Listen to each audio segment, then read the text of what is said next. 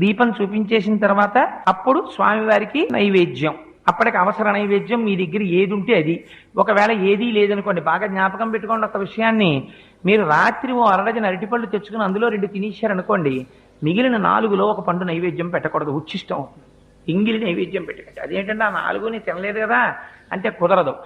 ఒకే అంచుకు వేలాడుతున్నటువంటి పళ్ళలో కొన్నిటిని మీరు తిని కొన్నిటిని నివేదన చేయడానికి వీలు లేదు. కానీ ఒక అరడజన అరటిపళ్ళు తెచ్చి 2 తుంపి పూజ గదిలో పెట్టి 4 పళ్ళు మీరు తింటే దోషం లేదు.